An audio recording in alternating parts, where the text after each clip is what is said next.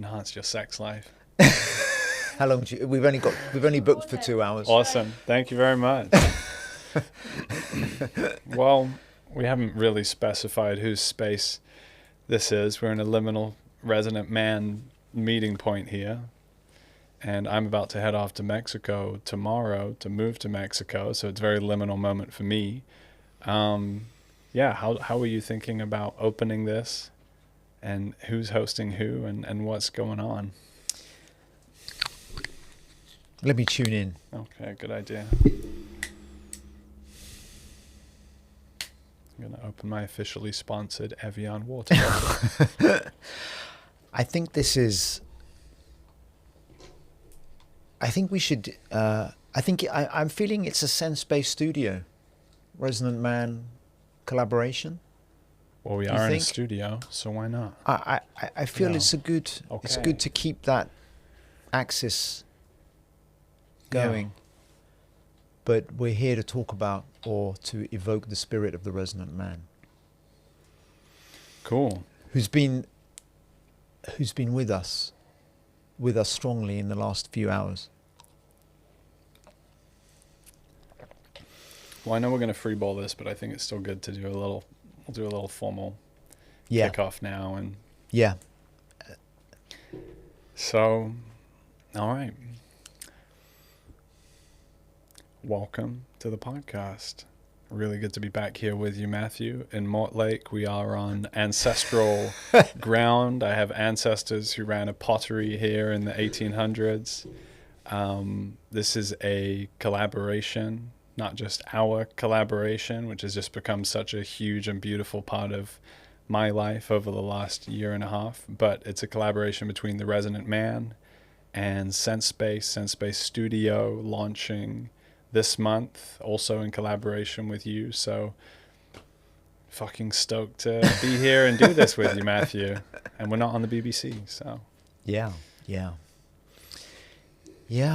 I equally feel the gratitude as well for this connection and all that's starting to emerge out of this field that we've brought together. I'm really excited about how our Resonant Man initiative is developing with this nucleus of men who've been meeting since November, now starting to attract several more men even in the past week.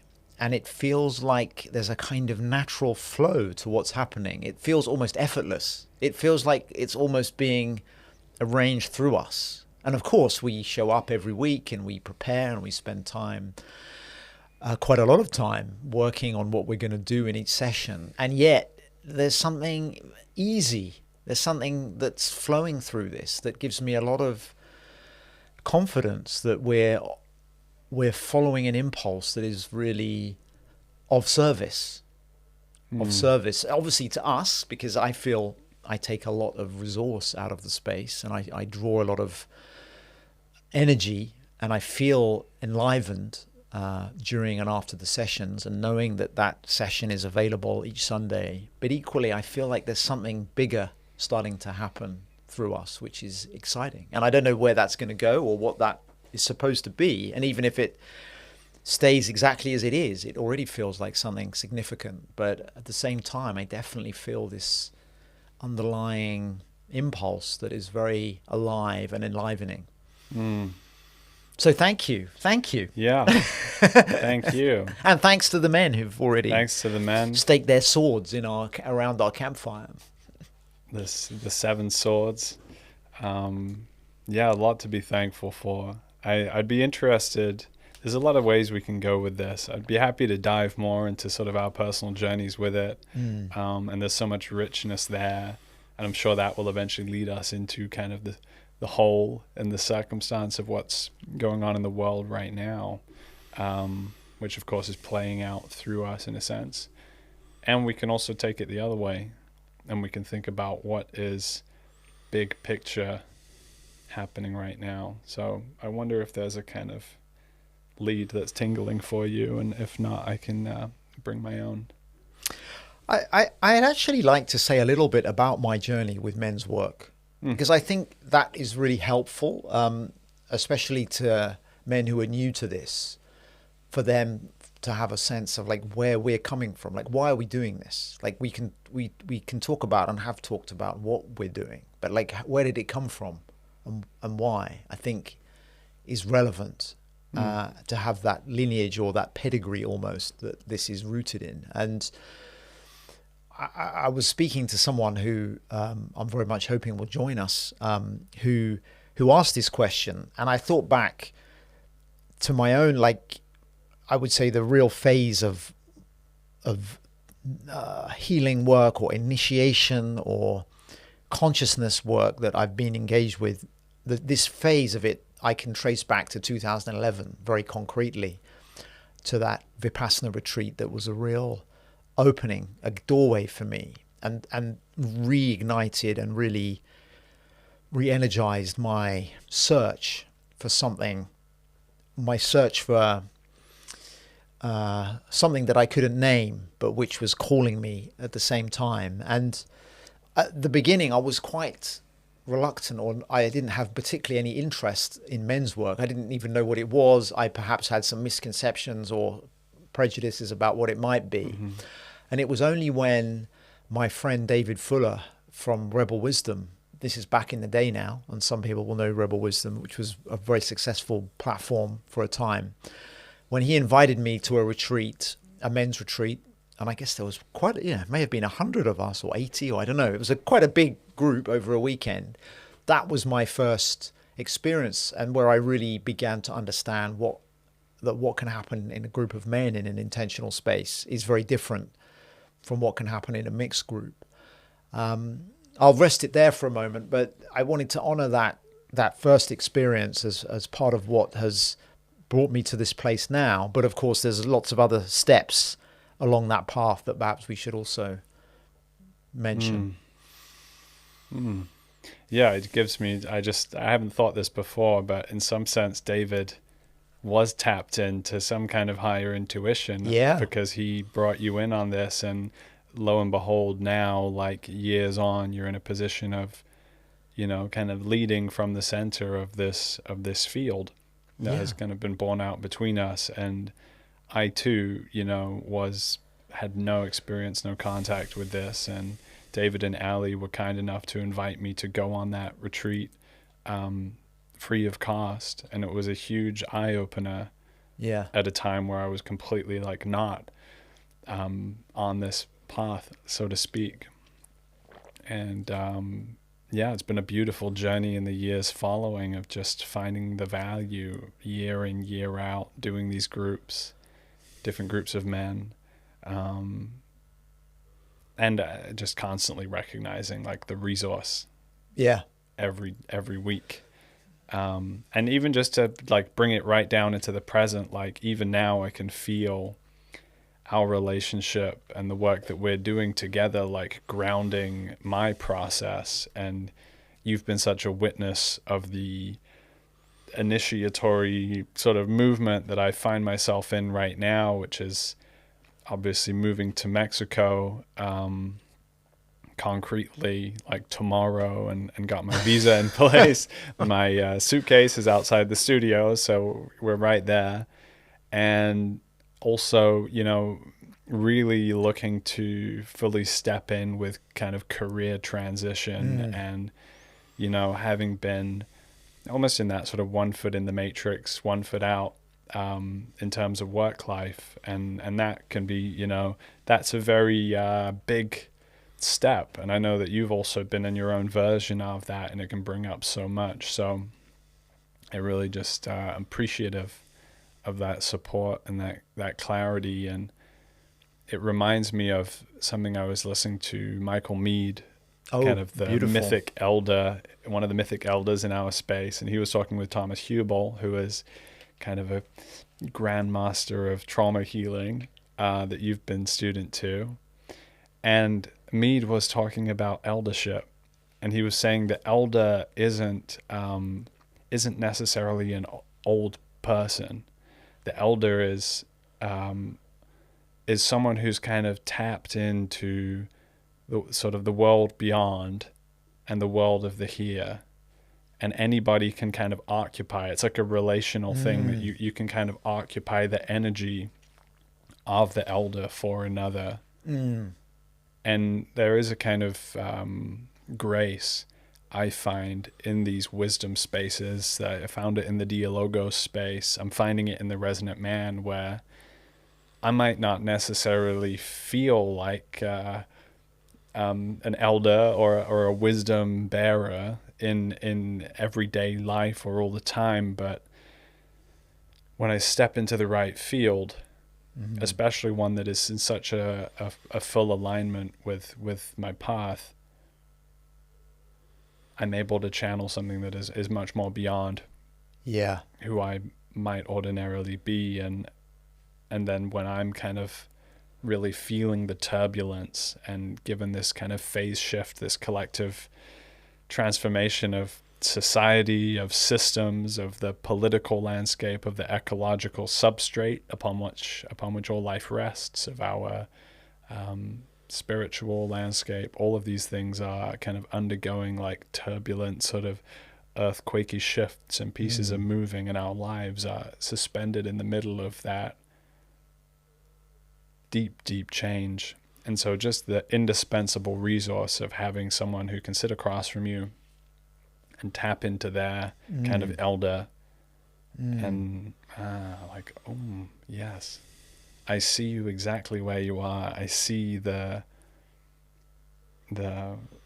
I see and sense that which is being born through you in this moment. And then, of course, the ultimate is to kind of get to the place where you yourself can see it. And that's like super empowering. And I just so love that, because it feels just like so alive to feel like, I can sense the sort of landscape. I can sense what I'm stepping into, and I can see what I'm stepping out of, kind of like falling, it's like the thing you're on is not made to last. And that's actually where we are, I think, civilizationally and culturally. So it makes sense that the more tapped in you are yourself, the more like there's this almost this congruence between the personal stepping into the phase shift and the collective phase shift that we're kind of called to lead by taking that step personally. Yeah. I'm just receiving all of that. That's very powerful. And as you were speaking, my whole system was feeling a kind of influx of energy at that description you gave of how we can be witnesses or elders for one another. And we can all do that in the space. And all of us are able to, I think, inhabit that role for one another at different times. And that's the part of the work that I love as well, that we're creating a space where you can embody a version of yourself that may not be invited in the same way anywhere else. And until you have that invitation, until you have a space that really invites you to be embodying these different qualities that may not be everyday qualities in your experience, suddenly more capacities come online. More of you, more of your real, like we would say, authentic self becomes available. And something I've really learned from you that you've articulated so well is that the space you're speaking into really impacts or shapes or influences what you're actually even able to say. And I've found this when I'm trying to sometimes explain like what we're doing to someone maybe who is very new to it, or I find I can almost stumble or not quite be able to land the connection because I'm speaking from such a different type of experience to the one that we're having, like me and say this person might be, or the relationship we have. But when I'm in a space like the Resonant Man, it's so much easier to really feel in my flow and feel like you mentioned Thomas Hubel, like he says a sign that you're really progressing is when you start to say things that surprise you, like you're surprised by what's coming through you. And I'm having more and more of those moments in the space, which is a beautiful, as you say, a beautiful resource. It's just like this is where I can be myself in a way that I hadn't realized was possible. And then, of course, we can take more of that back out into the world in how we participate and relate to people. So it's very cool. Yeah. I just to dial in on that, for a moment, I think there's something around like what is the ground from which you're speaking. That's kind of what's implicated here for me is like where are we normally speaking from is like a place, like a kind of societal structure and culture of separation, of individuality. And that unfortunately is really not affording of this kind of collective wisdom. And so if who you are, if you know who you've become at this time is someone who's a vessel for collective wisdom, when you go into this encounter where it's like that more like individual, it's like, well, what am I tapping into, because I'm trying to speak from a wholeness that is not currently present. And that's the trickiness, and that's the paradox.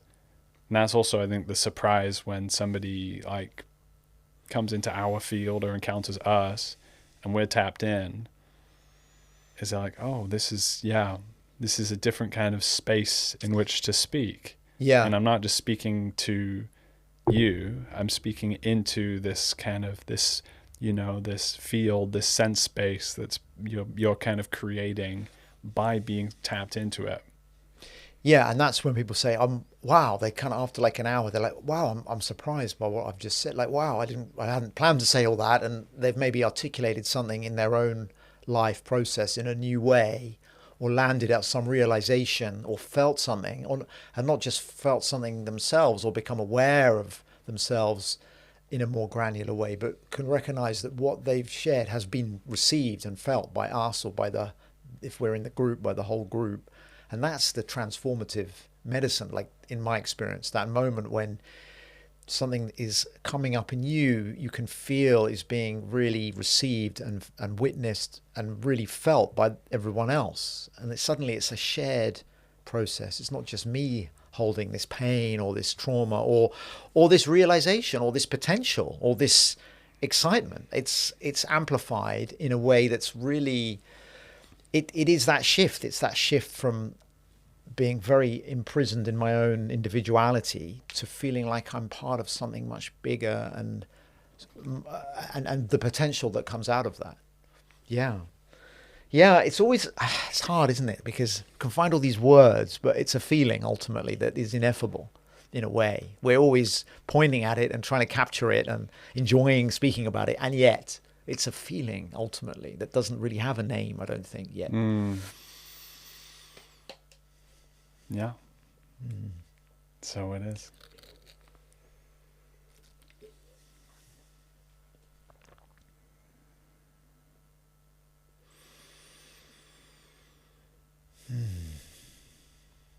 And there's people coming into my life at the moment. I'm like, wow, where did this person come from? Who's really bringing some huge support or inspiration or like practical help with a project. Like I've felt in the last few weeks, even in the last over the last 6 months, but particularly in the last few weeks, some acceleration that has also been in parallel with us constellating and really regularly meeting in the group.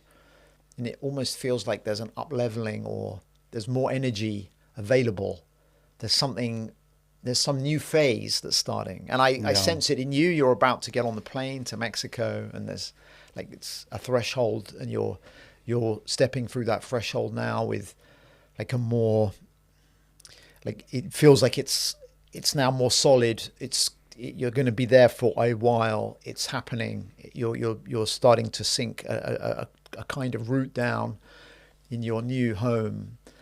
And at the same time, I'm not going anywhere. Like I spent a lot of time overseas, but I'm not going anywhere in the near future. But I also feel something moving in my life differently. There's like a support. Like I feel a kind of a sort of sunrise moment. Like there's a dawn. There's this is what it's supposed to feel like. Okay, now I'm seeing where I'm supposed to be going.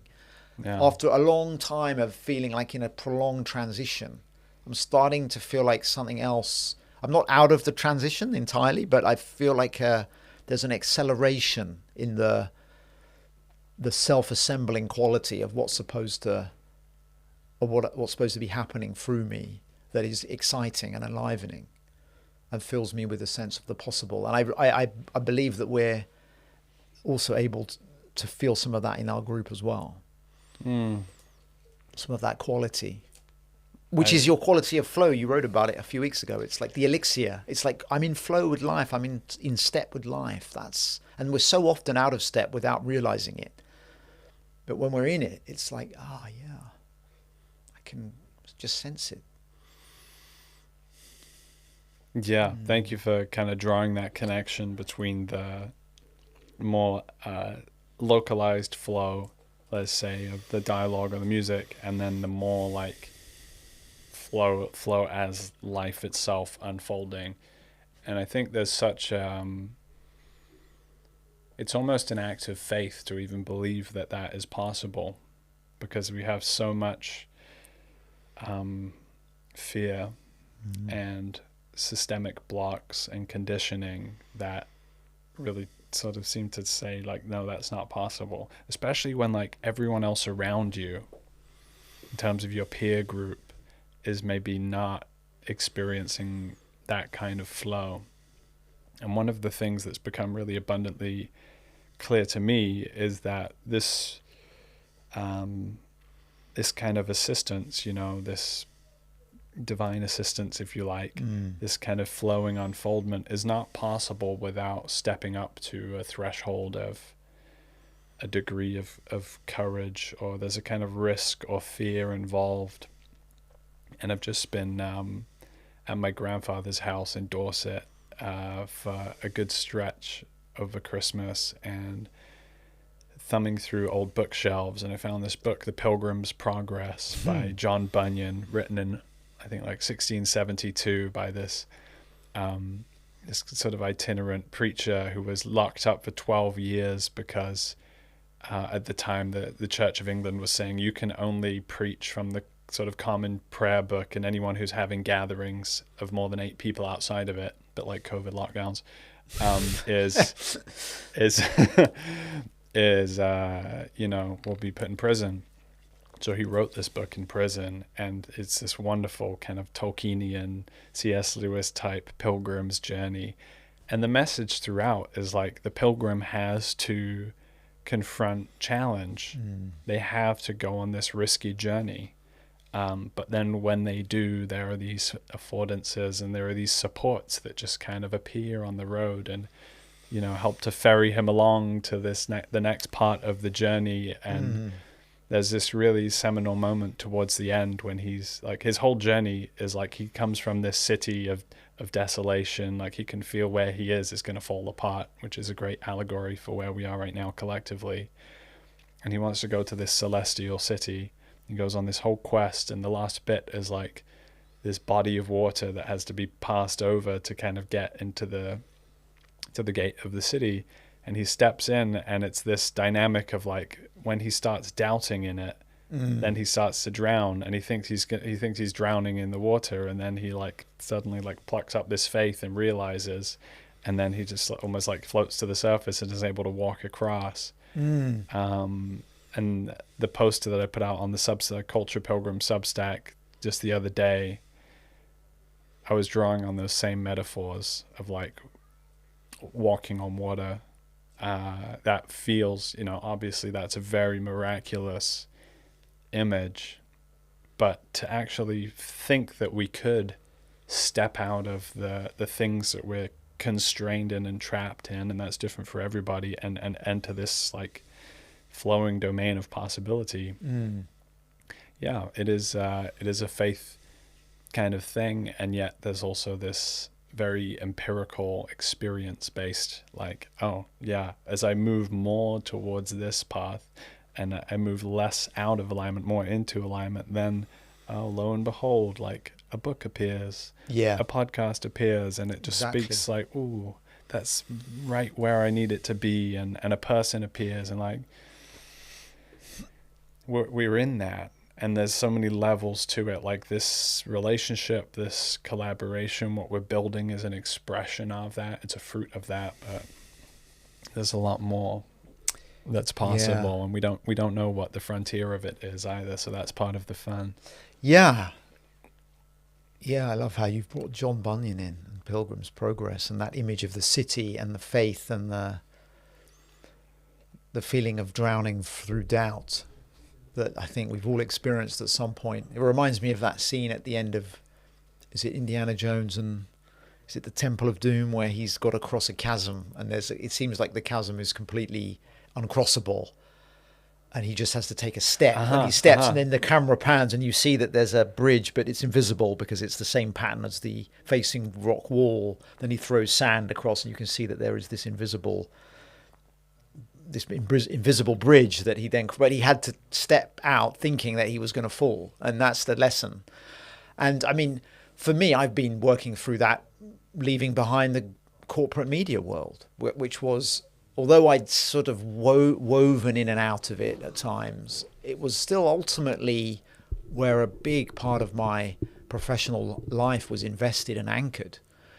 And a couple of years ago, or 2.5 years ago now, I just dynamited that because I could see that it was a system that I just couldn't serve in good conscience. And I also had an inkling that although I had a lot of, I knew it was the right thing at some deep level. Of course, I had to work through a lot of resistance and fear and questions around whether it was the right thing for me and my family, questions about money, security, professional identity, reputation, all kinds of all of those seemingly super important markers were suddenly thrown into question.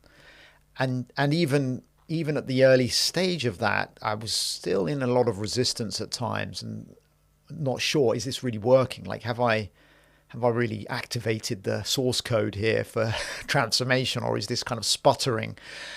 But I would say more recently, I've started to, this is it. Yeah, now the invitations are arriving more consistently. You're one of the people, but there are a few other people who've sort of just come out of seemingly nowhere that I would never have imagined even existed or that they could exist, who are now suddenly collaborators, which I would not have ever been able to anticipate while I was still within the castle walls. Yeah. And it does work. And I think, we haven't really spoken about it quite in these terms, but I think this feels like to me a core value of the Resonant Man and the group that we hold, that we really recognize the reality of this process. And for any man stepping into the community or the container, that's something we're really actively working with. So if you're in that or on the verge of that or have just done that, made that leap of whatever that looks like in your life, we get that and we want to support that. And we have some inkling about how to trigger the responsive mechanisms in space-time, as our friend Stephen Marshall would say, who is another great collaborator who's arrived from nowhere with his amazing speed running space-time Substack and project. Like we're working on the codes for this. Like we get this stuff and we're seeing it work in our own lives, and we want to support other men to activate those same codes as well. And doing it together is even more potent. Like, we go back to the Lord of the Rings and the Fellowship of the Ring and, the Knights of the Round Table and whatever group of like high voltage individuals working on a shared mission are. I mean, we don't have a particular shared mission, but we have that sense of fellowship and mutuality that I think helps to unlock those codes more effectively and accurately and reliably. Because it's the fear. There is a fear. There's a fear. We have to sit with the waves of fear. That's part of it. Yes, waves.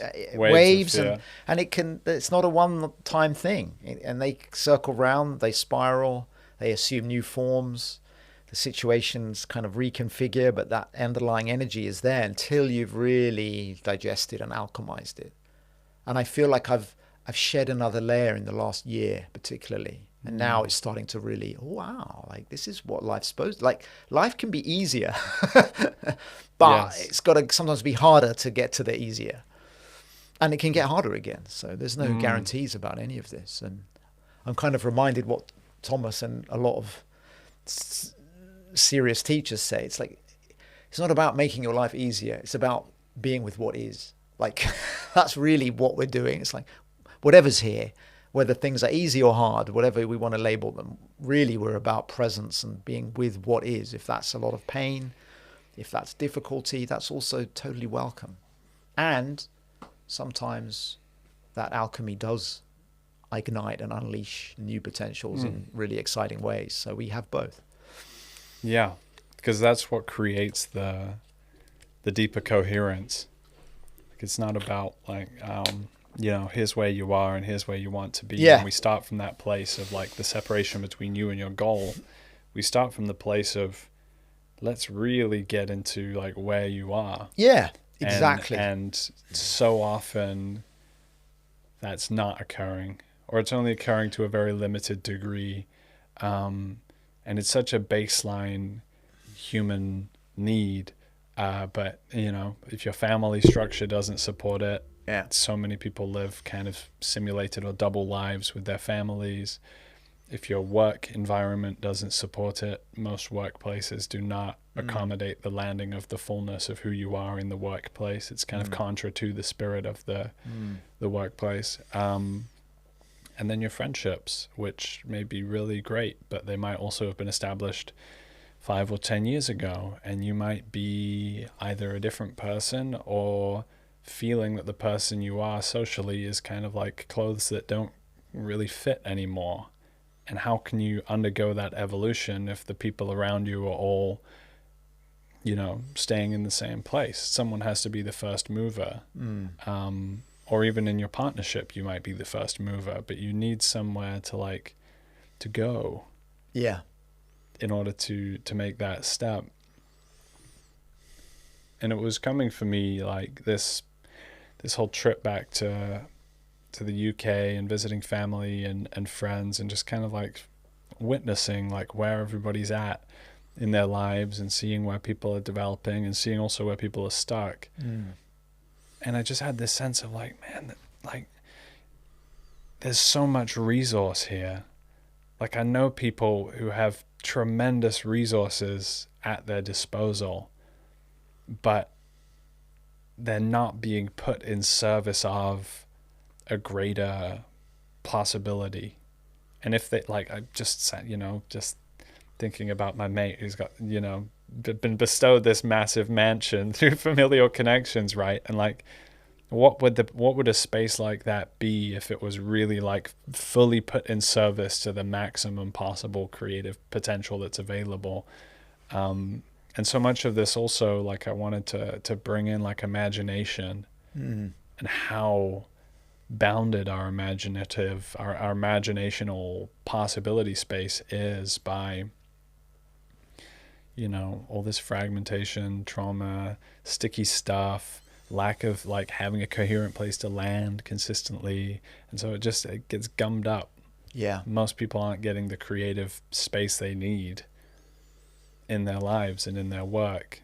But that is like what game B, that's what the sort of, that's where the magic that transforms a sort of like civilization and society where a lot of people are just like quietly sensing the desperation of where things are going collectively whilst carrying on and getting the next pay rise and securing their own position, but participating in a collective story which is terminal. There's a like imaginative magic space that's needed to transform that and open the new thing.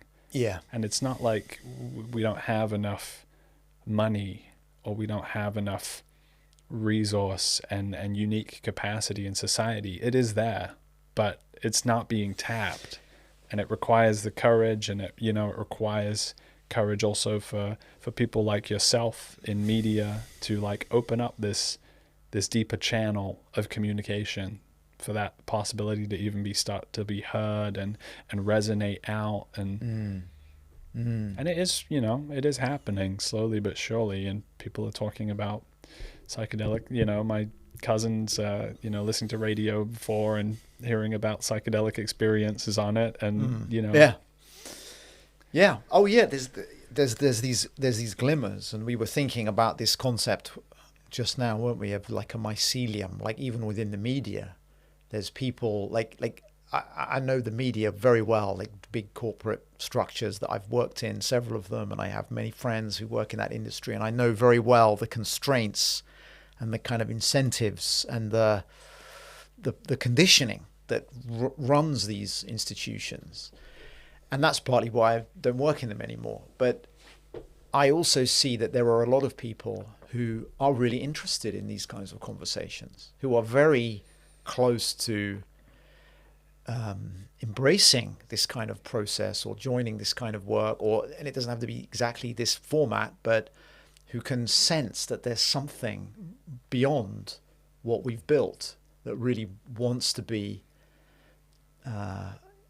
manifested or instantiated is the word you like to use. But it's like there's something more that we need, because we know we can't go on as we are. As you said, the system is terminal, right? We can all see that, and we can all attempt to, the script that most of us have been taught is, well, try to do your best to secure your position within that terminal story. But as you say, that's not very rewarding spiritually. First class on the Titanic. Yeah, exactly.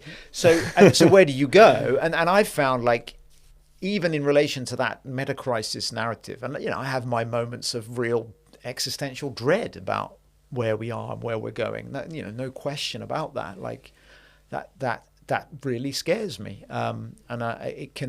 But I find the antidote is to be engaged in this kind of work, which really recognizes our potential, not just our potential to become better at securing our place on the first class cabin of the Titanic, but actually become a new kind of person or people, or a new kind of like to really embrace some radical potential of transformation. And it's Karen O'Brien, I think. Is it Karen O'Brien who's who writes about quantum social change? And she's a great example of someone who's been within the academy and at a very high level of the global climate and biodiversity conversation and research, and collates global reports, but also writes about quantum social change, this idea that we could be radically underestimating our capacity for rapid transformation. Like, what if we just look, like she says, what if we look back and people are like, well, how could they not see how much capacity they had? Like your friend with the huge house, like how can your friend not realize that he has this amazing gift that he could put in service to something so much bigger that would enlarge his own life as well as many other people's lives? Like how it's almost like the future generations could look back and see us in the same way. Like, how couldn't they see that it was right there within their grasp?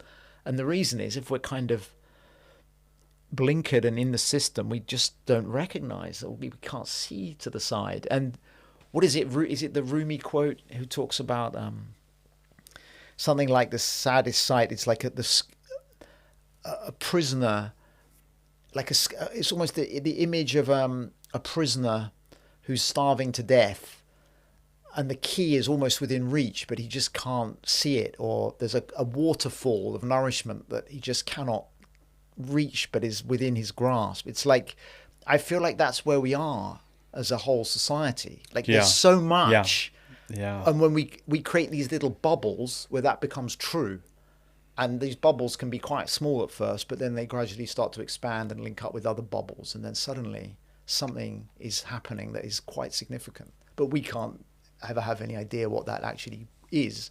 But we can feel the call of it. We can feel the spirit of it moving when we're in the right frequency. And we establish that frequency field by coming together with the intentions and with the practices that we treasure. Yeah, I mean, it's not easy to tap into that waterfall of grace, of wisdom, like loving, deep loving acceptance that just goes deeper than even you would kind of be willing, your ego and your attachment, like you wouldn't be willing to like receive love this deeply. We need help. We need help to get there. And that is like maybe the biggest lesson in all of this is like, we are not alone.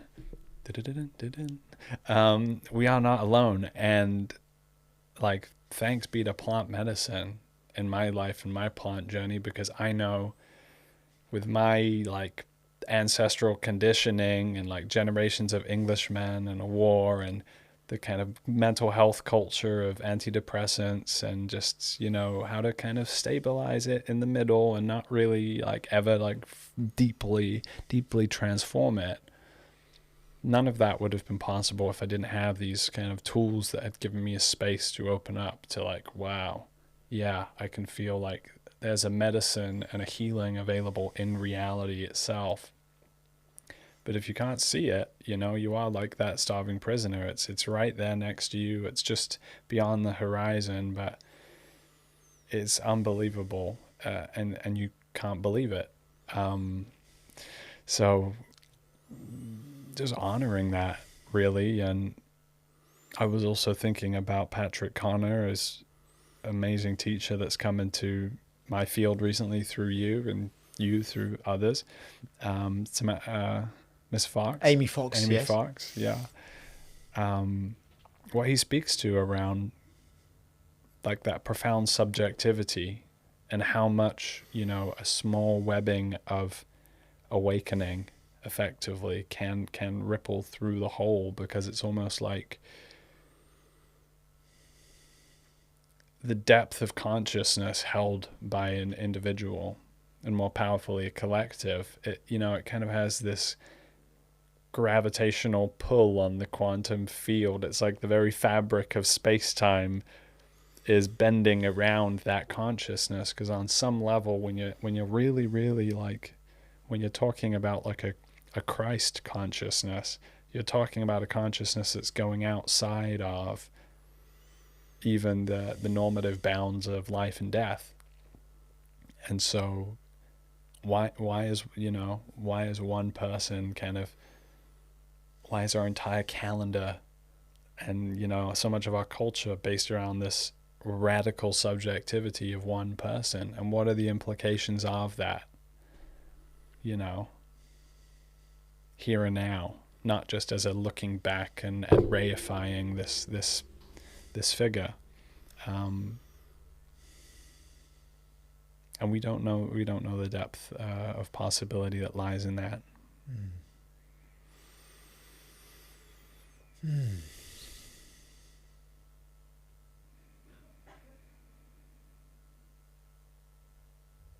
So there is something happening.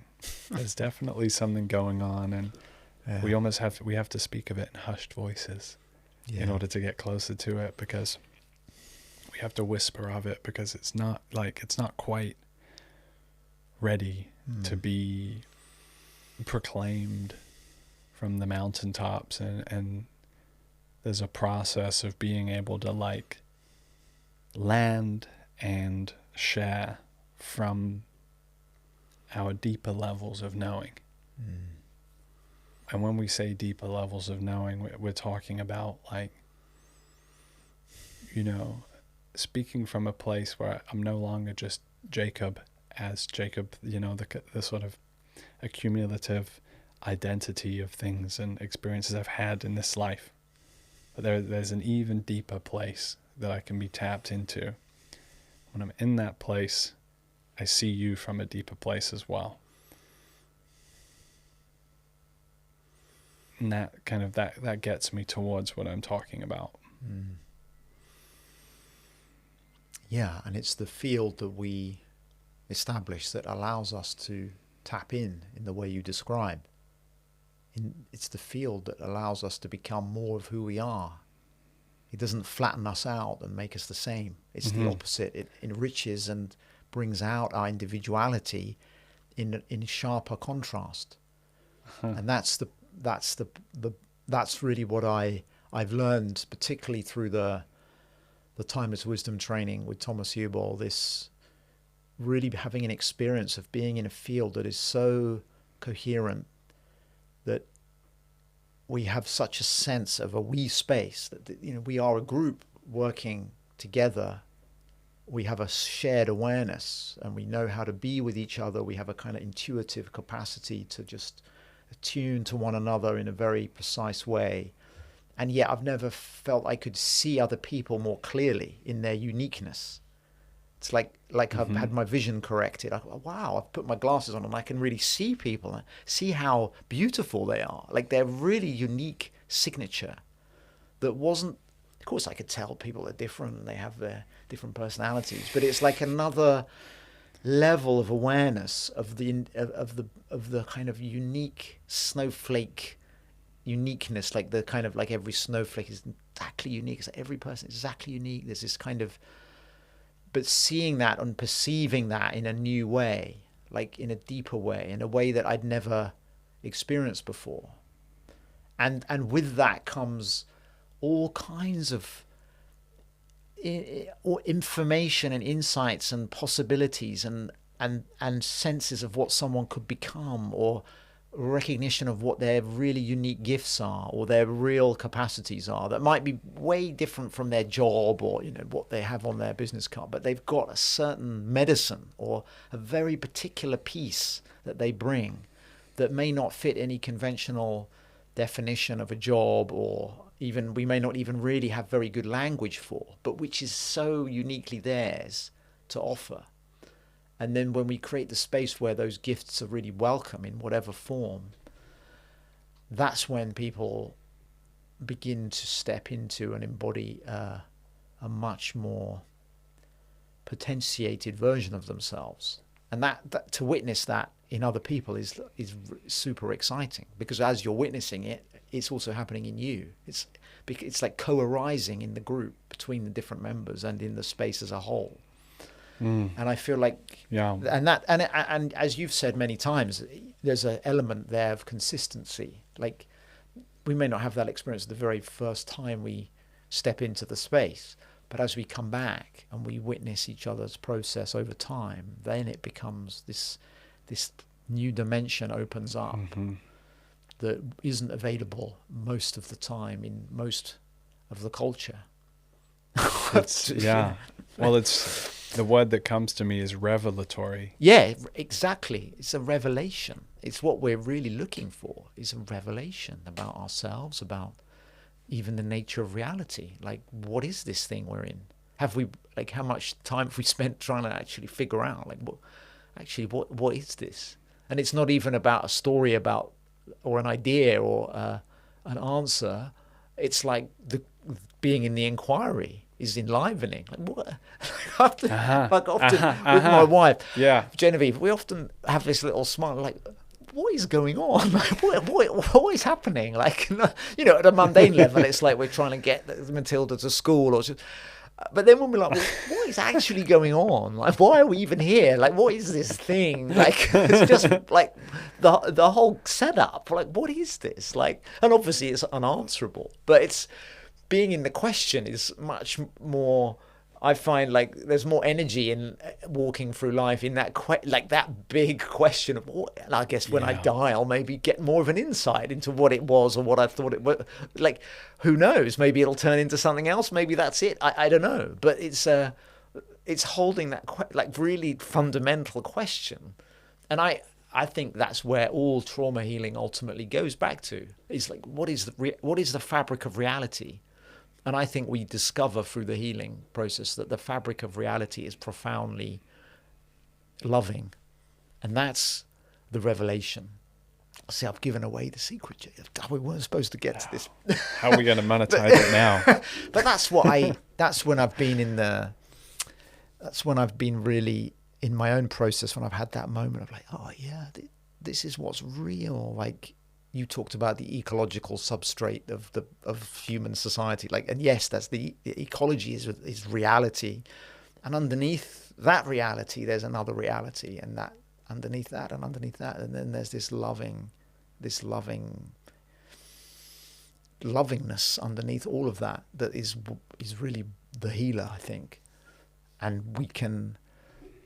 Wherever we are, whatever condition we're in, we can find a way to invite that into, however big the cracks and wounds and however gaping and horrific they look, there is always that balm available at the deepest level.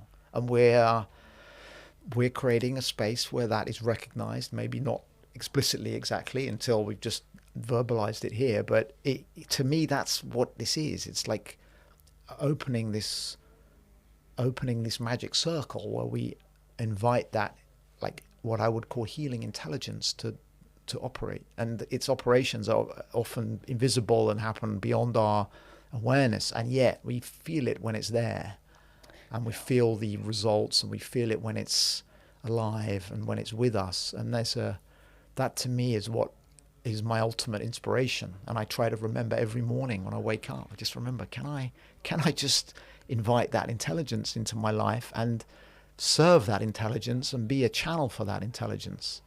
And the beauty of our collaboration is it's given me a way for me to really practice surface for that in the group, where we can actually, and we can talk about it, and we can appreciate it, and we can have no kind of hesitation about just going there in a way that, I would in most of the spaces that I operate in. So yeah. Well, beautifully put, Matthew. I think two things. First, I love what you said, that it's about being in the inquiry. Being with the question is much more enlivening than having the answer. Yeah. We don't have the answer. This is the philosopher's secret, in a way, is to keep going with the question. And this is what I discovered when I got into the dialogos space with all these rad philosophers, is what's going on here? This isn't like a regular podcast. This isn't a regular conversation. You're witnessing it just as a fourth wall. You're witnessing ooh, these guys are getting into something. This is getting psychoactive. They're feeling some shift in the ground of their awareness is happening, and it's not just happening inside of them. It's happening in the group field at the same time. What is that? That's really interesting that's even possible. The second piece is how magnificent that you don't need to believe anything to access this. You don't need to sign on. You don't need to take the oath of allegiance to the church of whatever. You just need to kind of open up to it and surrender. And if you kind of get into the right spot of deeply, deeply letting go, eventually you're going to meet that loving field, that loving possibility that underlies reality. And this is what plant medicine has showed me, but it's also something that can be accessed without plant medicine. It's just available here. So that's great. And that's a wonderful reservoir of hope, actually, underneath all of this. But it takes a lot for us to get there. And the wonderful thing is that when we kind of come back, I have moments where I'm sort of get tapped in, and I'll go back to a very quotidian, everyday situation. I'll just go sit in the living room with my granddad, and he'll waffle a bit about some wonderful thing about local history or something that happened in his life. And I'm just I'm able to saturate, the whole experience feels saturated with that loving awareness. And it feels to me related to a very immanent sense of the temporariness. A lot of the philosophers talk about your relationship with death is the fundamental defining feature of your relationship with life. So, work on that. And from my experience, the more intimacy with death, and in that sense, the more intimacy with the temporariness of everything, including this moment, everything, the more aliveness, the more sacredness that can land within it, because it's all kind of occurring inside of this larger, ever-changing, unfolding thing.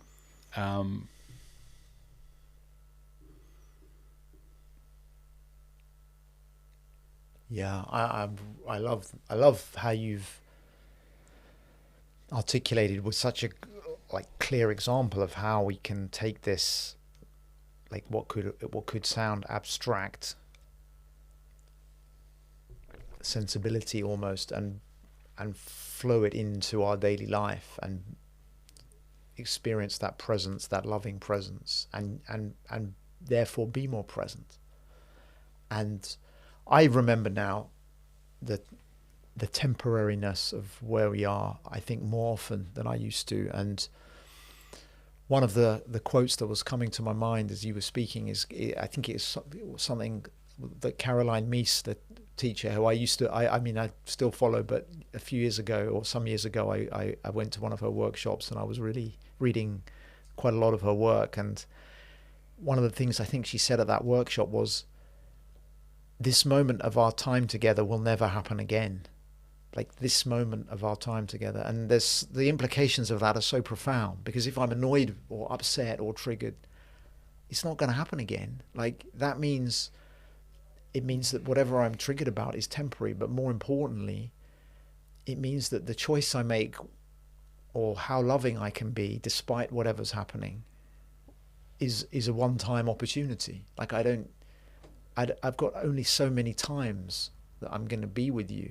How much can I appreciate you? How much can I be awake enough to choose the kind of energy I want to bring to our interaction, rather than just acting out some old trauma story or old script, or some, even worse almost, like some routinized scripted interaction that just lacks life and juice and energy of the kind that we all engage in from time to time. We're all often required to in certain circumstances.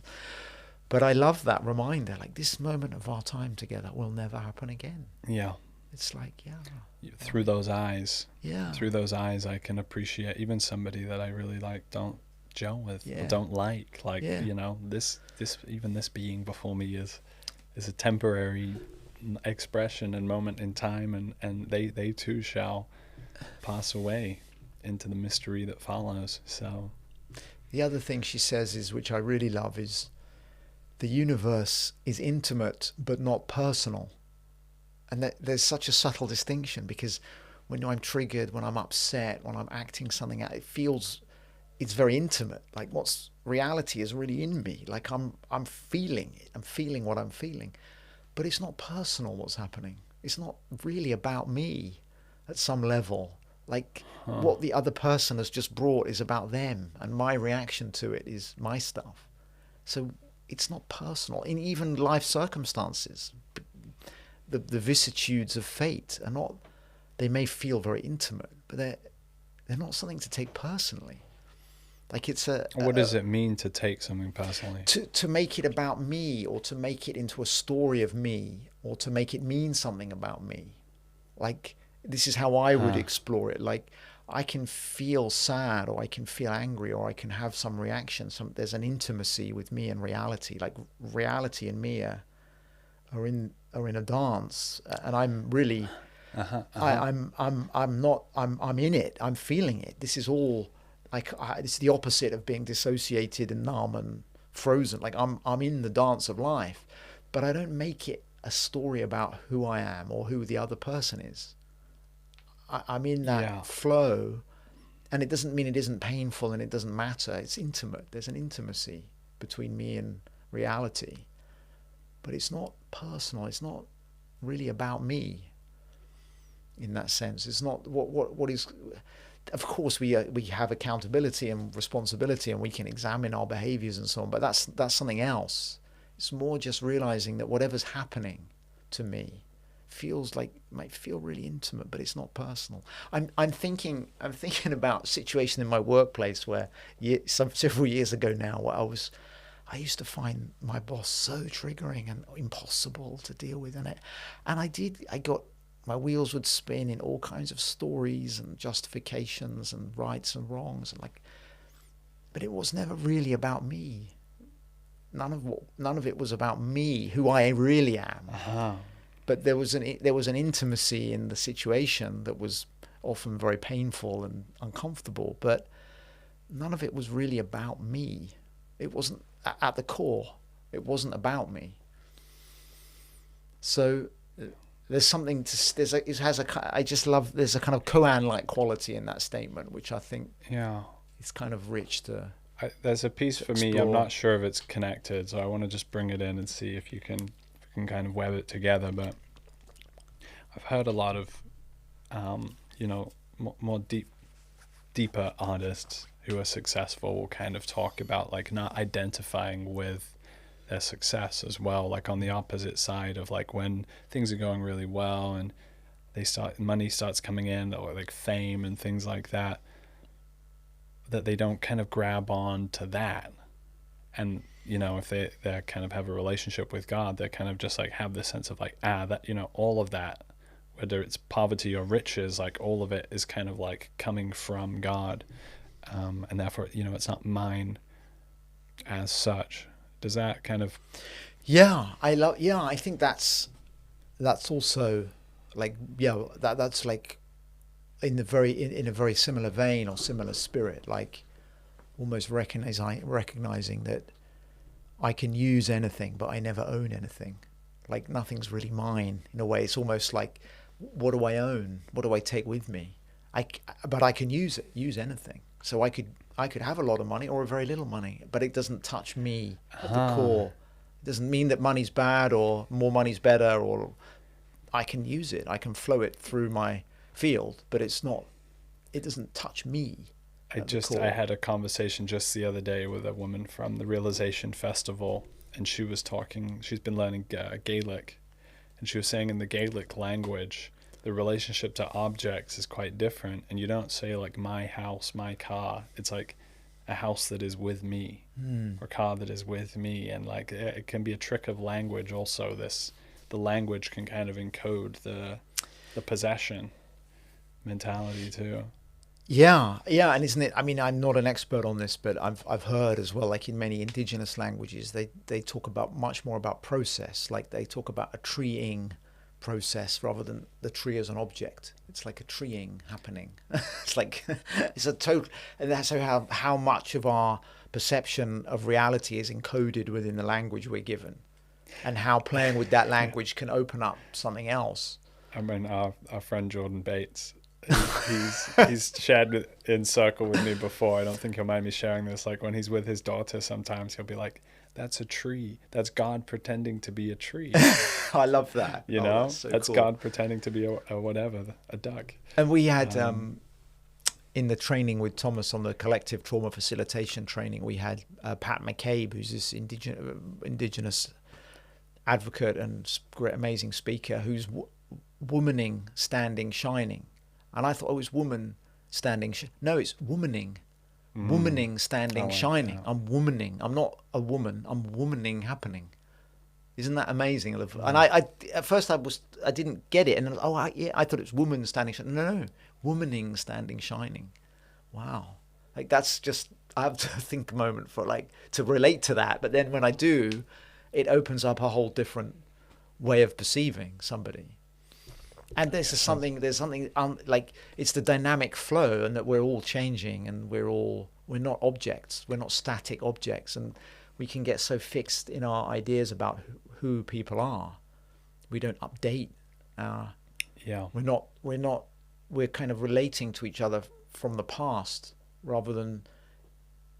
Not always, but we can fall into that. Whereas obviously in the Resonant Man, we're really practicing being in that flow of warm data, that moment by moment relational data flow that really allows us to see each other with far more depth of field, more clarity, and see each other's gifts.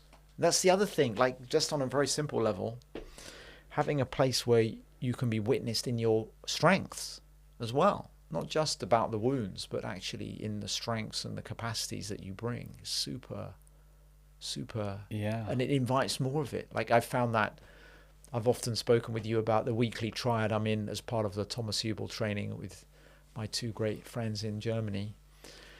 That space has allowed me to speak in ways that I've not really spoken anywhere, and to kind of become somebody that I have that imprint in me, but I've never really been able to inhabit because I just haven't had an invitation. But over 2 years, or more than 2 years now, I've more and more started to surprise myself with some of the things that have come through me, and them as well, and for all of us. And it's just such, it's kind of, there's a playfulness to it. It's really fun, but there's also a real sense of expansion and landing. in myself, which is the antidote to the neuroses and kind of the kind of repeating patterns and just baseline suffering of being little me for almost 50 years, you know. Because I've spent a lot of time beating myself up, feeling depressed, comparing myself with other people, generally just not feeling quite right about myself. And so all of this ultimately is propelled by that search for landing. Even though in the past I never really had a vocabulary for that, I can look back and see that there was always this quest in me. There was always an understanding that something hadn't, I wasn't, how can I put it? It wasn't so much I hadn't become who I was supposed to be, but there was just some process that needed to happen within me that hadn't fully unfolded. And I didn't know, I still don't necessarily have like perfect language for it. I can at least acknowledge its existence. But it was just an unconscious understanding that at some level, or an unconscious, there was an understanding that there was something that needed to happen in me that hadn't quite happened. And maybe that was something that, had I been born in a completely different culture, I would have been initiated into, or I would have been given in some ritual, or I would have been trained about, or something. But something I needed that I've begun to find in these kind of spaces that I know that some deep part of my system was crying out for. And I think I looked for a long time in the wrong kind of places to find it. And it's only in really more recent years that I feel like I've landed in the right environments for that. I'm curious about that last piece, like the wrong places. Is there a suggestion then that like bad behavior can actually be arising from an unfulfilled like soul calling? Yeah, I think it's just not like it's not being. It's like being. Yeah, I maybe like if I was. Yeah, I think I would definitely say that if I was thinking about like quote unquote bad behavior, I definitely think of how I would relate with women when I was younger, like my 20s and like, let's say early to mid 30s, quite a long phase of my life. But yeah, I can look back and see... Some men until their 50s and 60s, by the way. I mean, you have to interview my wife separately to sort of have an assessment of my current performance. And now Genevieve is just ready to join us. Surprise, we've got a surprise guest. But yeah, I think I've matured a lot. But yeah, I can look back at a time when I was acting out a lot of dysfunction, causing myself and others a lot of pain. And I'm not proud of that. And I can also see there was something missing there. There was something there was something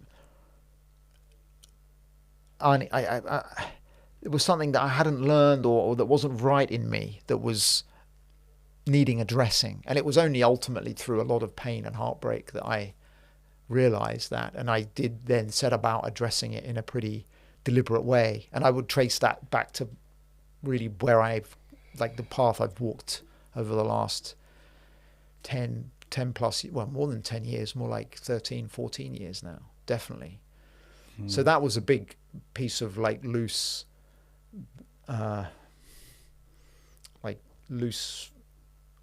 architecture in my life that was dangerous and harmful. But the origins of that were probably more in early childhood and early life and maybe beyond that. But that's one thing that I'm glad to have addressed as thoroughly as I have. And again, it's another part of the Resonant Man. It's like, how are we with women, actually? And the work that we do as men together can help us to be in relationship with women with more integrity and awareness. There's a whole hinterland that can support our relationships that comes from being together as men. And that's I'm thinking about it now, like hopefully there's some indirect karmic payback that I'm doing now through this work for like some of the ways I treated women when I was much younger. which, you know, I don't want to exaggerate, but I was pretty careless, and I could be pretty callous at times, and manipulative as well. So I'm not, you know, I can own that in retrospect, and I'm hoping that maybe there's some element, not that it's penance exactly, but I do hope that the work that we're doing and the space we're offering can help men who are prone to that, falling into those shadows, to see them more clearly and have the support to integrate them. Yeah. I think that's super valuable work to be doing. Like, especially as an elder, Jacob. Yes. Now that I'm where I am, maybe I have a little more elder energy in that department than I would have done 20 years ago. Eldering, resonant manning. Yeah. Resonanting manning. Yeah, I think just at a basic level, like having awareness of your own inner landscape in real time more of the time is so big on this. And just like, you know, I haven't got as long as a track record, but I've had many relationships, and I've spent as much time as any other man thinking about women and getting lost in fantasy and so on. And having that space of kind of inner awareness, if you like, that space of awareness that when it's just me by myself, that I can start to like see like, oh, this is this kind of story or program running, and it leads me off this way in relation to women, and then there's this other one. And if I didn't have that, then I'd just be a dog chasing cars, and sometimes it's the right car and sometimes it's the wrong car or the wrong motivation. And you don't really, you know, maybe you do fuck around and find out, but there's a lot of fucking around, and it's a journey. It's a journey of bringing deeper awareness to that, for sure.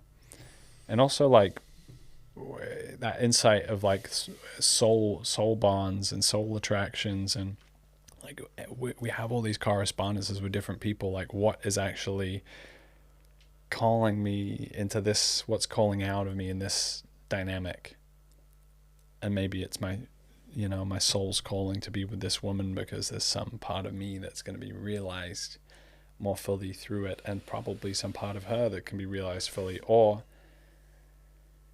it's a shadow part of me that I haven't integrated yet, and it really wants to come out, and maybe it needs to come out, but there's like different ways that it could come. And it could come in an unconscious way through the playing out of this whole thing with this person, or there's like a kind of catching it as it's coming up in my inner awareness, but also in the field of men's work, of like, yeah, guys, like I can see this process is coming up for me, and I see like, I got this thing going on with my salsa teacher or whatever, and I'm not really sure, to be able to like land that in the space whilst you're in it, like in an ongoing way. And that's what I never had before. It's like I was just in it and nobody to talk to about it, and therefore very little, like very unresourced in my inner landscape, making sense of it, and just fluxing this way and that. And then, this, what we're going to be touching on in our session this Sunday, exploring the shadow feminine. Like, we can also, as much as you've kind of kindly fessed up to your part in this, there is also, we're hugely impacted and shaped by women, and women have a lot of power to influence us and to manipulate us and to shape our attention, and so being kind of resourced to notice that too, and to be able to, like, and they might not even, the person you're with, your partner, might not even know that they're engaging in a shadowy game too. So it's like bringing this new equipment into the relationship, practicing it, embodying it, and then the two of you together can be like, oh, like we're in trigger mode, and now we're like realizing it's here, and now we're zone in on something more.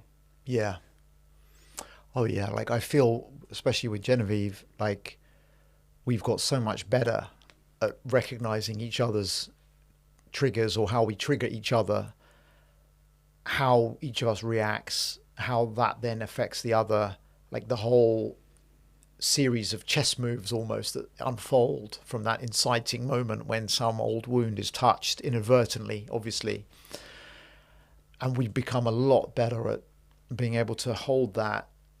It doesn't mean it doesn't happen, but it just means that it doesn't take up so much space or take so long to return to equilibrium. And when it does happen, it's not as intense because we both kind of know each other. We know what's been activated, and it's therefore not as threatening because it's a known quantity.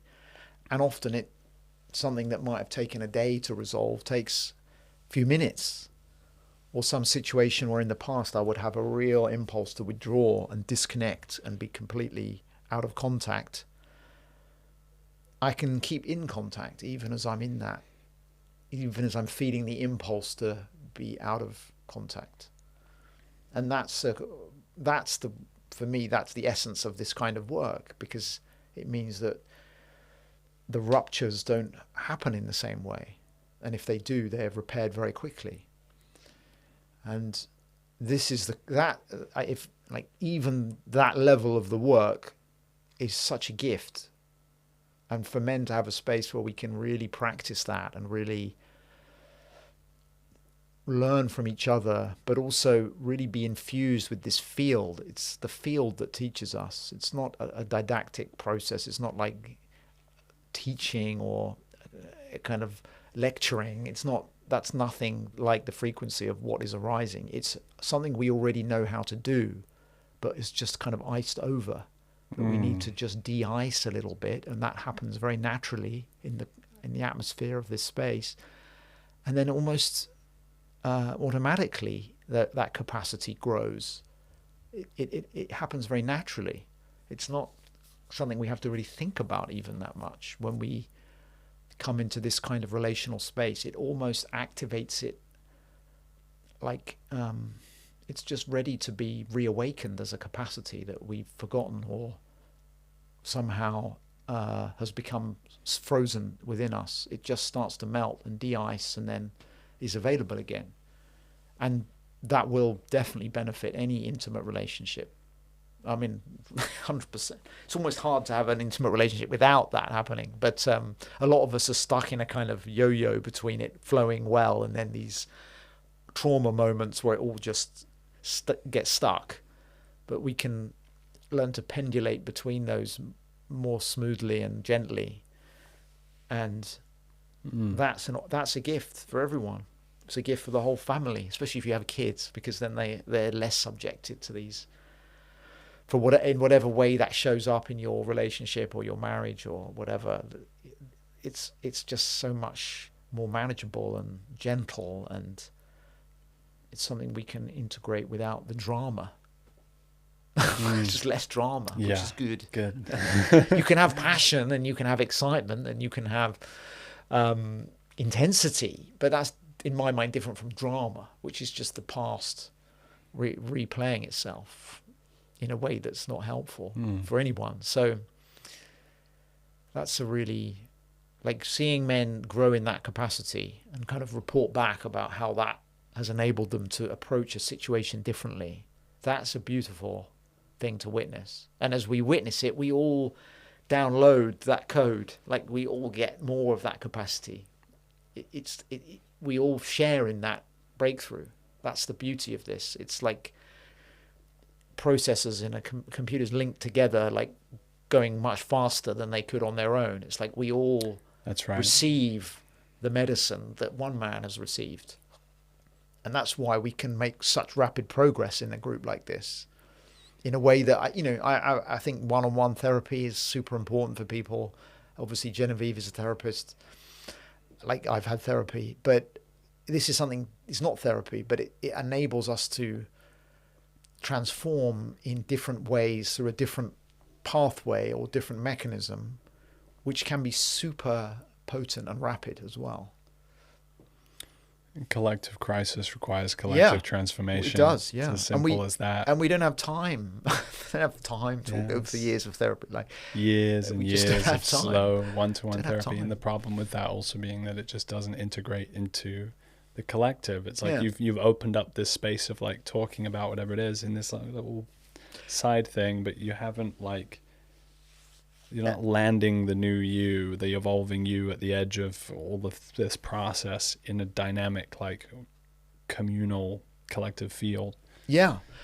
And it can also unwittingly reinforce the idea that the problem is in you and only you, and that there's a kind of individual Right. boundary around it. Well, of And not course, in it your is active therapist in too, you. Yeah. potentially. But it's in the collective, it's in the ancestry. These, like the way Yes. I see all of our triggers, issues, traumas are all by their nature collective and ancestral as well as individual. They're all one thing, always. But we don't realize that. And privatizing our pain, I think that's Amy Fox's phrase, Nice. is the kind of default setting. We think, oh, it's my issue, and I need to go and privately, in a hidden place, deal with it because it's so shameful, and then I'll be repaired, and then I'll go back and function properly. That isn't, I mean, that can happen, but really what we're interested in is transformation, is initiation, is taking the wound, and we all have our wounds. Everyone has their own imprint, bringing it into this alchemical vessel, finding the gift in it, and then walking forward out of that vessel with the superpower that you've activated as a result of really coming into relationship in community with your wounds. Yes. That's the model. And with that, embarking on a journey, I think is really key, just to bring it back to the Pilgrim's Progress and all of that. Like, that framework of like, go out to the side, privately fix it, and come back and everything will be normal. I propose that's something we're moving away from.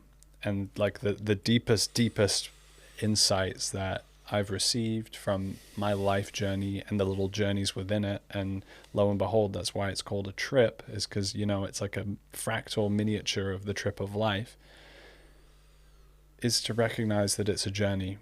And there's supposed to be this unfoldment, the soul's journey through life, right? So in different stages and phases and realization throughout. So it's less come and join this journey so you can like do it and get it done and go back to not being on a journey. And it's more like, let's kind of embark on the quest together and become resourced in fellowship, and let's come into, you know, let's experience wonder. Let's be astonished about what is revealed to us.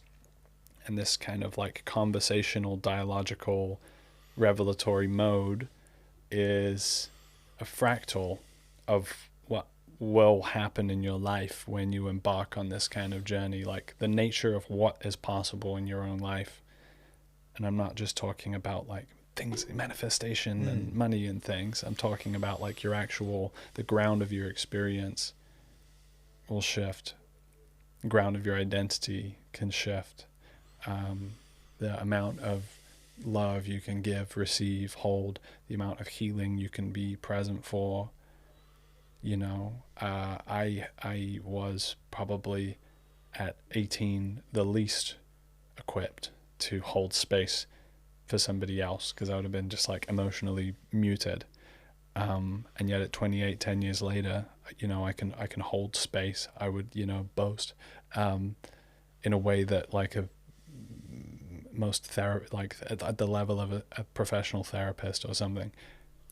And that's accelerated through, you know, intense breakdown and breakthrough, through the help of plant medicine, through the help of wisdom teachers, through the catalytic forces of the time that we're in. But it's that wonder, and it's that sense of something beyond that calls us forward. And I wanted to like almost invoke us taking a pause, because I know we had a quite deep dive dialogue with a friend before this, and we've got time today to do it, and it's very in the spirit of Resonant Man for us to just take a moment and you know, just inviting the listeners also maybe to take a breath with us, pause, whatever they're doing, just taking a moment, breathing in, feeling this body, feeling this moment.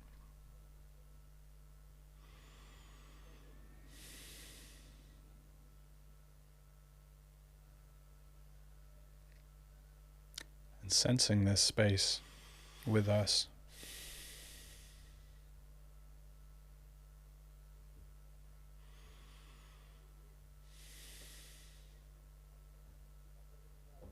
Letting ourselves sink into this potentiated field.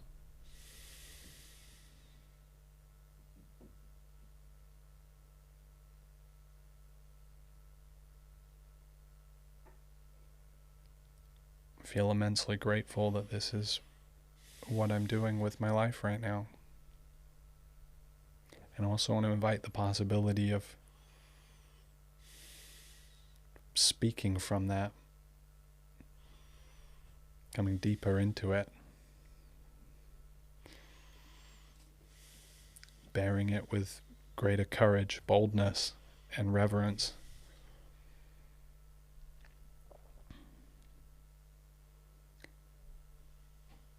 And there's something I'm sensing towards that, I sense we might be moving toward in this conversation.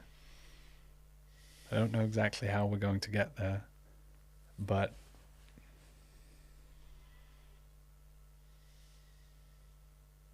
I want to invite the wonder, I want to invite the weirdness, and I really want to invite like our fullest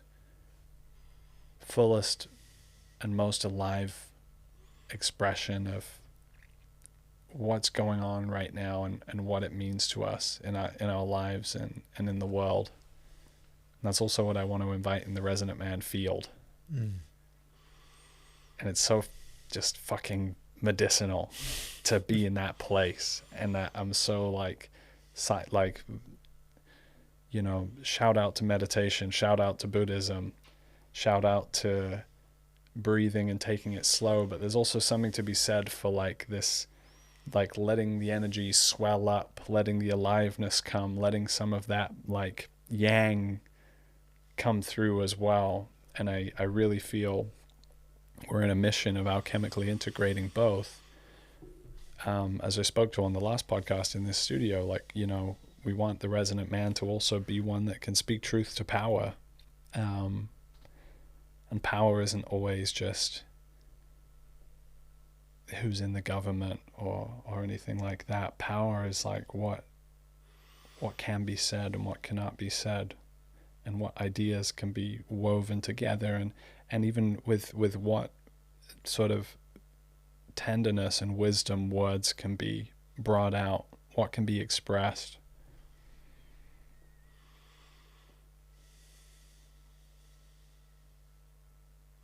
And daring to do that more in 2025, I think, is going to be a big piece of why this year is going to be so notable. So let's talk about UAP. Yeah. Wow. Because, this, in all seriousness, this is something that I have not had a long-term interest in, but it's actually very related for me to what we've been talking about in this conversation. And I want to lay it out a little bit because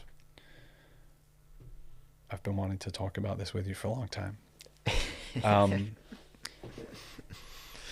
When I am in that space of dialogos that we're talking about, when I'm in that deep field, and when deeper levels are dropping down, when I'm realizing who am I and who is this other person or group of people, and what are we really in, right? There's that sense of seeing with different eyes, seeing with the eyes of the mystery. And as you say, you see the uniqueness, you see the beauty, but there's also a sense of the strange.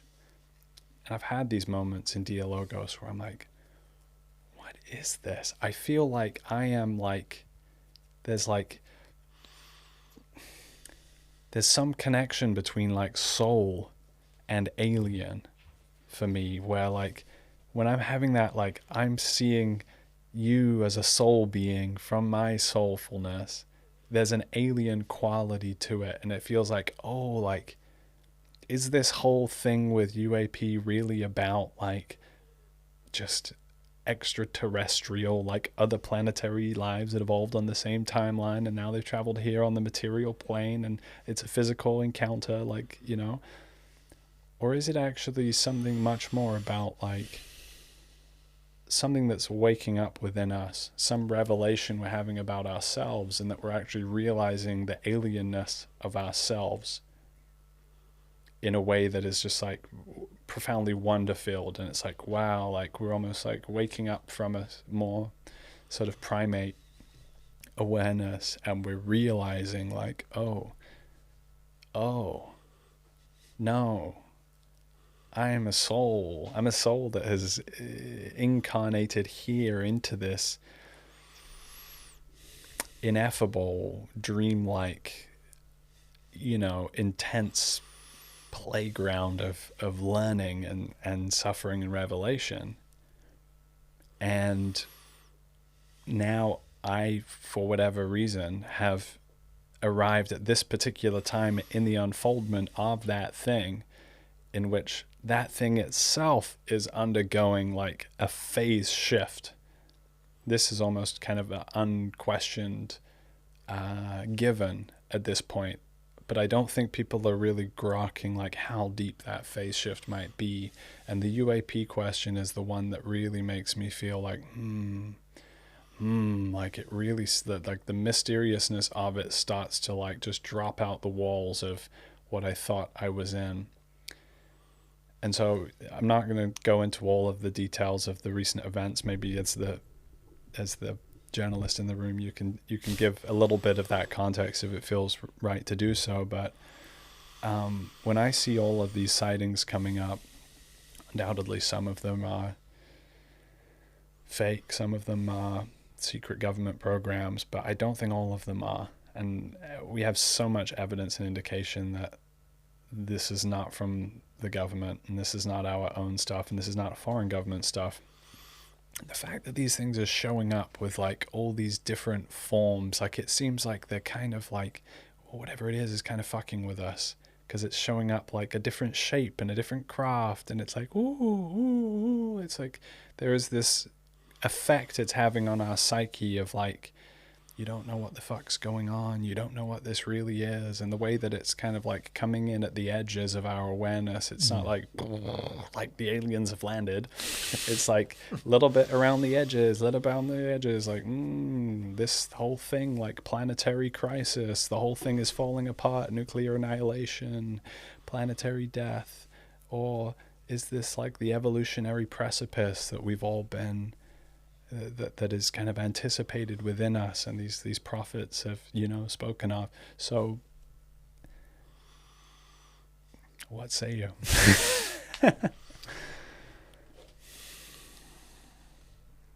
Yeah, I love how you articulated that. In fact, you've articulated it way better than I could, and I feel like this image of like the walls of our reality falling away and recognizing that we're in something different from what we thought is in a way the essence of the UAP story. And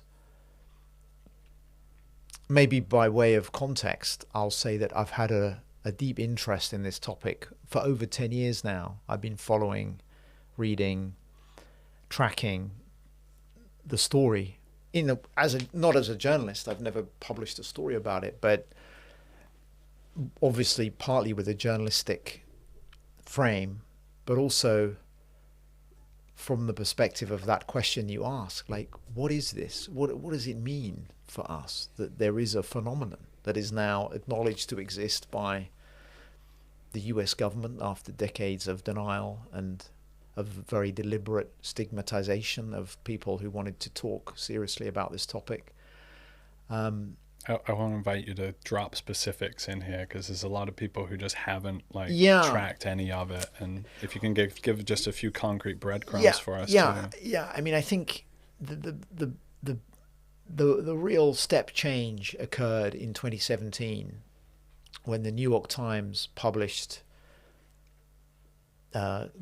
effectively gun camera footage shot by F-18 fighters off the west coast of the United States, in fact, years earlier, if I'm correct, it was in 2006, of objects that appeared to defy the laws of physics as we know them, and certainly were maneuvering at speeds and with sophistication that was way beyond anything that human craft have ever accomplished. I mean, that seems to be unanimously agreed, certainly by the pilots who saw these things. And they're not just eyewitnesses, but recorded on multiple sensors, radar, etc., and well documented.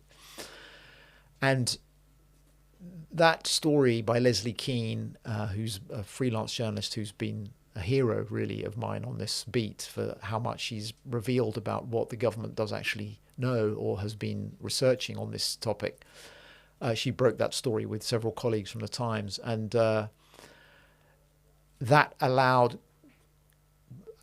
people who've been advocating for disclosure from the government to initiate a process in Congress, which led to the first hearings on this issue in 50 years, which have taken place, continued over the last couple of years, and have featured incredibly compelling witnesses, including the F-18 fighter pilots and senior intelligence or former intelligence officials within the government who have said very openly that we have crash retrieval programs, i.e.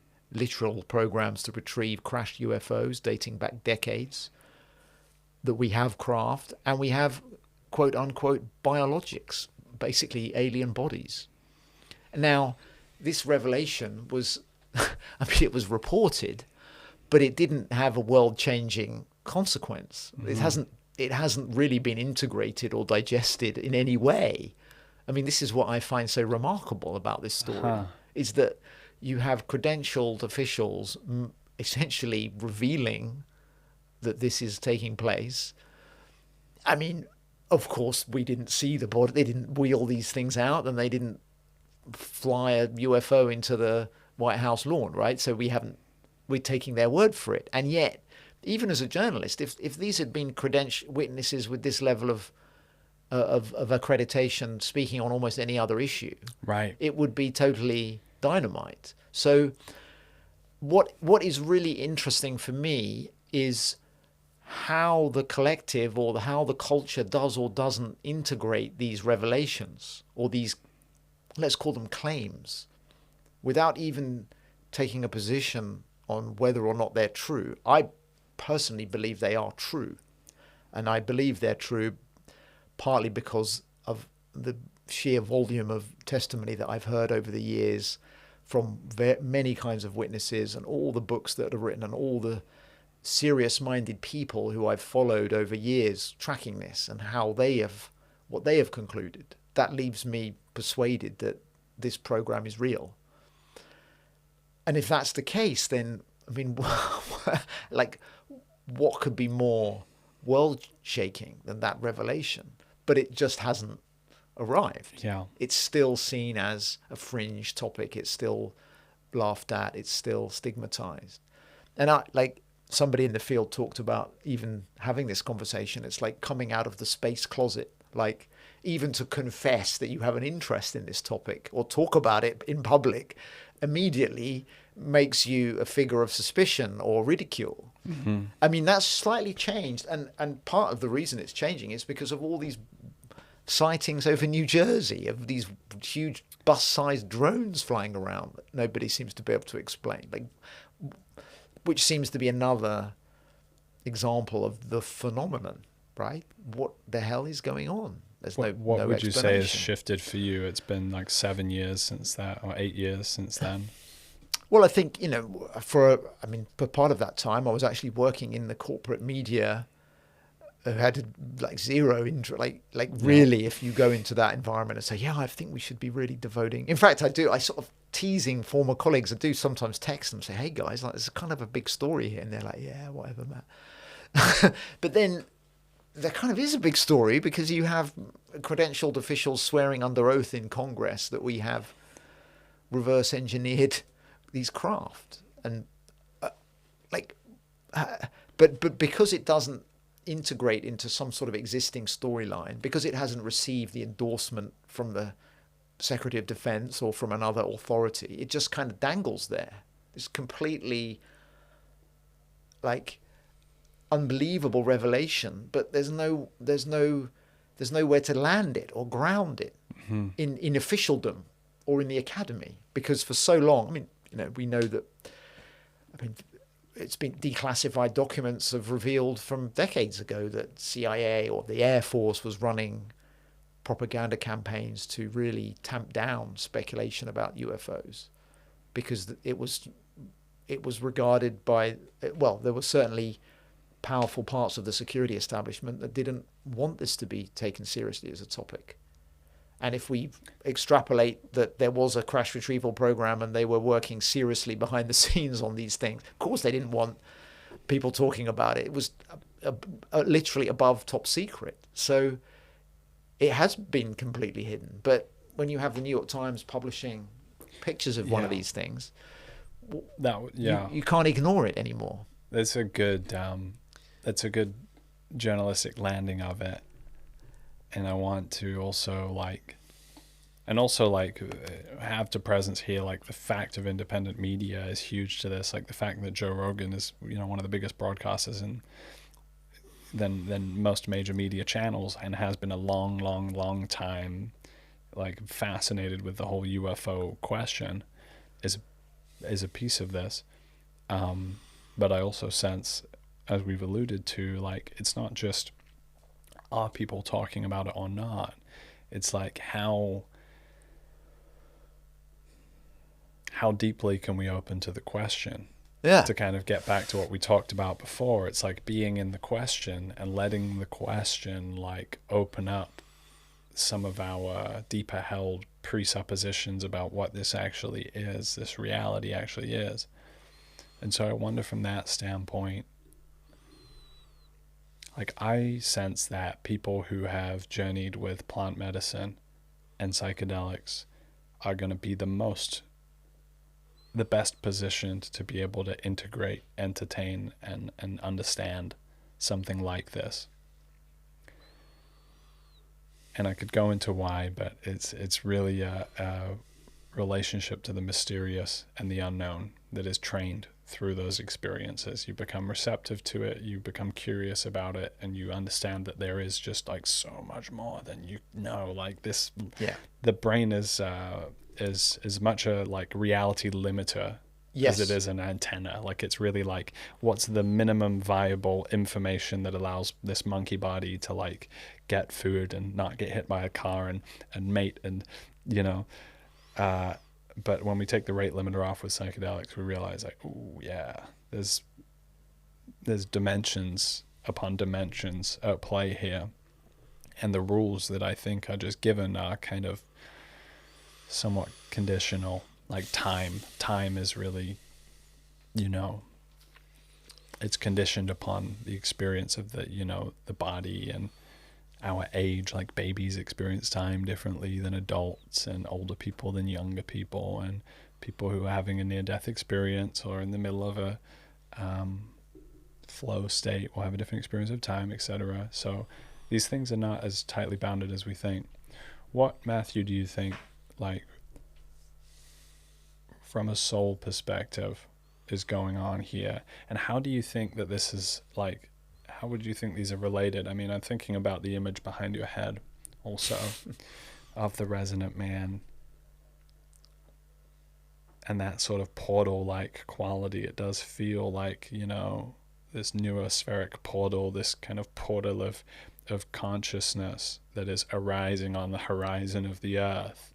It is quite an alien it's image, like an alien. It feels like an alien, but it doesn't feel, like, threatening. And I know we've touched on that a little bit privately. Like, there are people who don't necessarily presume that UAP and UFO, like, alien encounter, is a positive thing, that there could actually be some negative forces at play, and we need to be sort of protected going into this kind of space as much as we would going into a spiritual or psychedelic space. You want to kind of set the space and be protected. So personally, for me, I really consider the alien UAP phenomenon in the context of my relationship with the divine.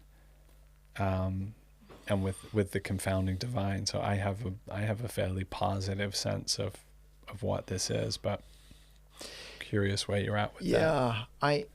Yeah, I really agree that it's about us and who or what we can become. Like, it really feels to me like the phenomenon is inviting us into a process of initiation, transformation that is not a top-down event with them landing on the White House lawn and declaring a new galactic federation with the people. So that isn't how this thing is happening. It's happening through, I think, millions of individual experiences.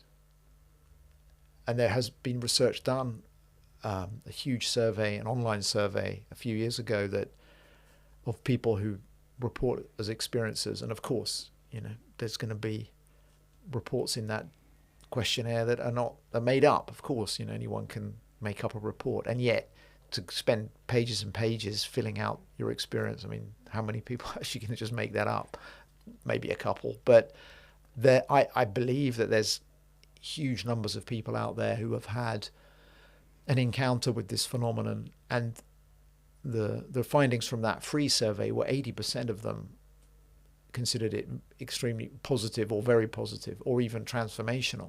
They felt expanded. They felt like their whole concept of reality had been fundamentally altered, almost like a psychedelic journey, a similar kind of awakening. Yeah.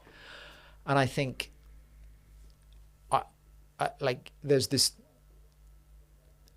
divide in the world of ufology between UFOlogy, that is. Yes, exactly. Yeah, the like what's kind of regarded as the nuts and bolts school of UFOs, like let's try and track them on radars and figure out how they fly and understand the laws of physics, and like how are they riveted, literally how do they make these things, like looking at them as through the perspective of a very advanced technology. Yeah, which it could, it could well be the key to advancing interplanetary life. Yeah, and the book that Louis Elizondo has just published, Imminent, or he published it in April last year. I mean, he was the former head of the Pentagon's secret UFO investigation unit. And in there's a chapter where he's speaking with a very senior government scientific advisor, Hal Puthoff, who's been in the very center of the security establishment for decades and knows things that, you or I will never know. And they have a whole section of building a hypothesis around the propulsion system and the kind of physical laws that are being engaged, and how various signatures that they observe with the craft are consistent with this theory. There's it's beyond me to regurgitate it, but it's really incredible to think that there's a government advisor proposing a hypothesis that feels to them at least viable as to how these craft operate. So that's nuts and bolts, right? Mm-hmm. But on the other side of it is the spiritual dimension of the phenomenon, or which is more associated with the reports of abductions or actually encountering or channeling aliens or ETs, or however we want to describe them, interdimensional beings, which is often the two are not, the twain does not really meet, because the nuts and bolts people don't want to be associated with the spiritual people because they think it undermines their credibility. And the spiritual people or the abductees feel like they're not being taken seriously and they're being stigmatized, which is also has been the case. You think of the work of that Harvard psychiatrist, Dr. John Mack, in the 90s, who did a whole research program on abductees. And he came into it skeptical and concluded that they were all telling the truth, not all of them, but they were basically telling the truth, that something inexplicable had happened to them. And of course, he was subject to professional persecution and investigated by Harvard and almost stripped of his license to practice, but he was exonerated. So there's those two kind of strands, which can often be quite uneasy bedfellows. And I guess my interest has been more in the spiritual side and the subjectivity of the experience and how that transforms people. And the number of accounts I've heard of it now by just credible people talking very openly about unbelievable experiences has left me convinced that there is a substance to what's happening that may not be something literal almost, but it doesn't mean it's not real. Real and physical are not necessarily synonymous. So we're entering this domain of experience where our materialist, reductionist, classical worldview collides with a much more subjective and malleable version of reality, which is the reality we also encounter in psychedelic states all through deep spiritual practices of many descriptions. But then we're opening a kind of territory. We're opening the territory of fairy lore in Celtic countries, of jinns in the Arab world, and all the consistencies across these stories and how they might relate to modern accounts of abduction, like angelic encounters. Yes, exactly. Yeah. We're suddenly opening this box of the other that, for me, and maybe this is the core of it for me, and like Terence McKenna used to talk about. Leave a minute to wrap up at the end. So, this Terence McKenna used to talk about this transcendental other, or the transcendental object at the end of time, and it's like, I think it's way more complicated than like little green men in like UFOs flying here from Zeta Reticuli. Like, that's not it. Maybe it's us from the future. Maybe it's the dead who often show up in UFO encounters, which is something that isn't often talked about in the literature or in congressional hearings. But there's a connection between UFOs and the dead as well, which is very prevalent when you look at the actual literature. Like, this is something so beyond our conventional frameworks of how understanding of how reality works that, like you said earlier, it challenges everything. But that's where the possibility also lives. And that's, for me, the fascination of it. That's why I'm now coming out of the space closet. Like, I've been immersed in this for years in secret. Because it's the wow. It's the wonder. And there's something real here. Matthew, thank you so much for this dialogue. Absolute honor to bring you out of the space closet for SENSESPACE Studio. Also an honor to share the medicine and wisdom and journey of the Resonant Man with you today. Super excited to keep sharing that, to invite new men into that space. There's an amazing unfolding curriculum happening alongside the development of this kind of spontaneous field. So we really invite anyone who's listening who is feeling compelled, is feeling a call or an intuition, to get in touch. We'll be including our website in the show notes as well. So yeah, amazing dialogue. Thanks so much, Matthew. Thanks, Jacob.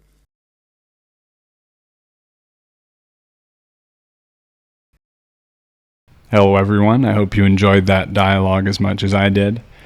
I have a brief event announcement to plug here I think will be of interest to you if you enjoyed this dialogue.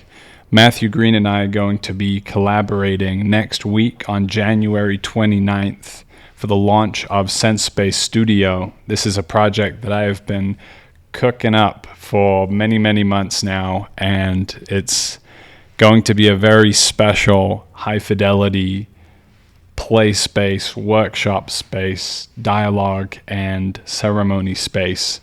Completely digital studio, run by yours truly, with fantastic guests and very unique multi-sensorial dialogues. So we're going to be kicking off SENSESPACE Studio next week with an event on the new science of collective healing, a topic that is near and dear to my heart, and the work that Matthew and I are involved in the Resonant Man.